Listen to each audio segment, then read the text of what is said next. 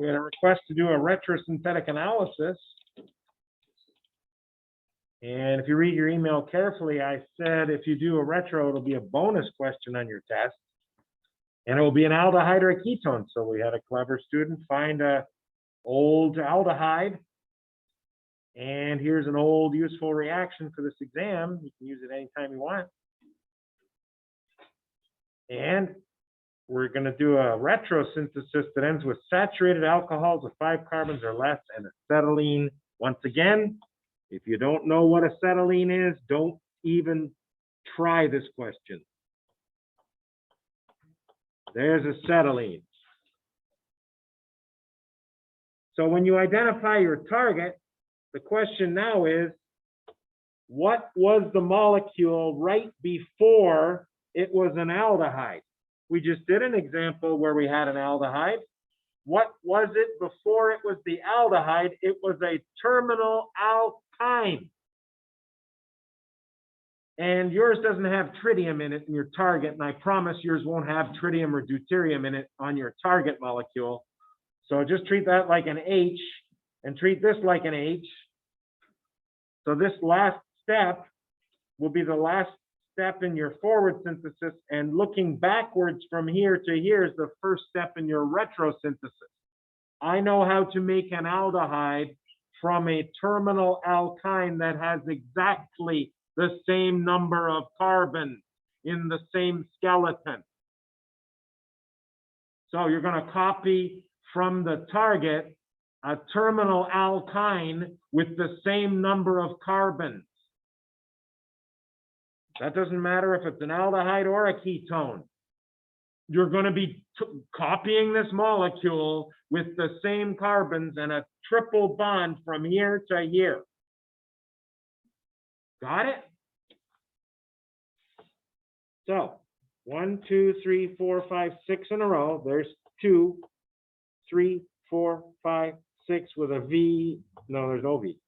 There we go. That didn't start off nice. There we go.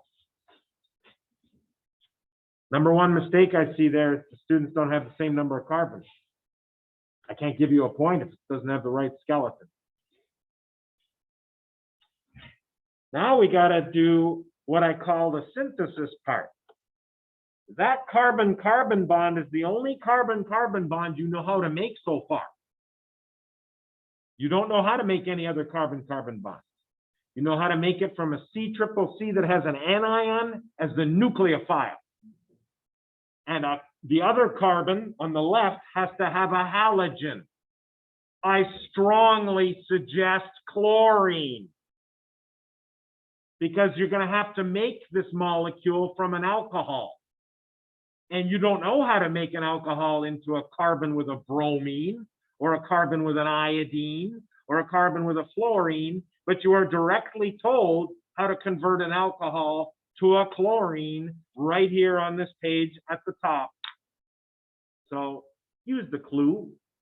So you're saying, Dr. Whitaker said we could use any halogen we want, but guys, if you're going to have to make the halogen species from an alcohol, you better use the halogen in a useful reaction.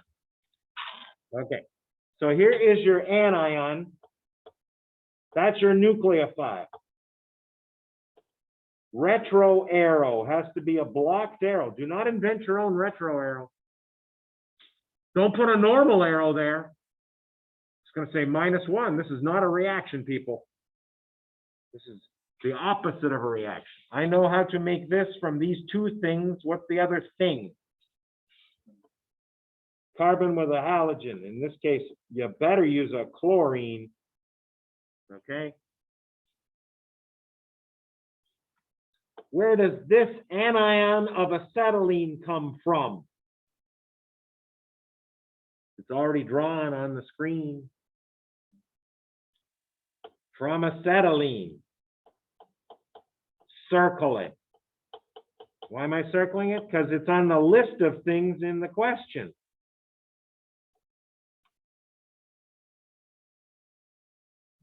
Where does an alkyl chloride come from? Hopefully something on the list. Is that on the list? an alcohol with 5 carbons and no pi bonds? That's saturated, right? No pi bonds. Circle it. Your retrosynthesis portion is over.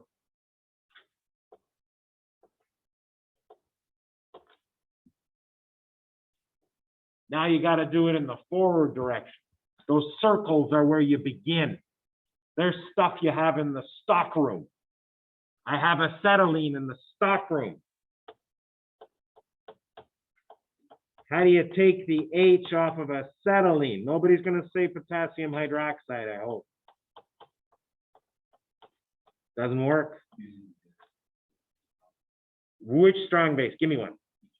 H minus I love. Let's put H minus up there. Why not?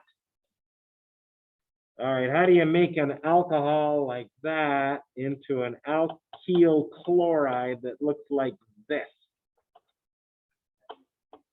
PCl5. You are welcome. That's a good reaction, and I gave it to you.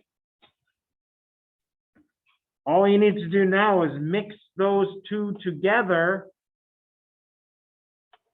and you'll get what's on the retro page above it. You get a backside attack, get a nice new carbon-carbon bond.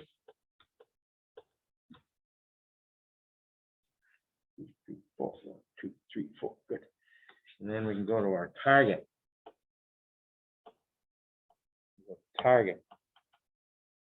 Attention, target shoppers. You got to tell me how to go to target. Oh, not with that, you don't. Well, you get on Ford Road, go a little bit east of here. There's a target down the street, right? Yeah. No, I need chemicals that let me make a terminal alkyne into an aldehyde. Because that's what the target is, an aldehyde. The boron, yeah, the boron. What's the boron got on it? It has 1 H. I'm going to give you partial credit if you do that. You got to tell me the specific R that works. Sec, iso, pentyl, or amyl. I'll take either one. Cl2. No. Or you can write SIA taken twice. Or H. If you do it this way, you don't have to tell me SIA is an acceptable short form. If you do it this way, you got to tell me what R is. You have to actually write R equals sec isoamine. There's sec isoamine. Okay, and 2 is always the same. After hydroboration, it's always peroxide, hydrogen peroxide, and hydroxide. And there you go. Just tidying up a little bit. Got messier actually. So big picture for our retro. 8 points a bonus if you can do this.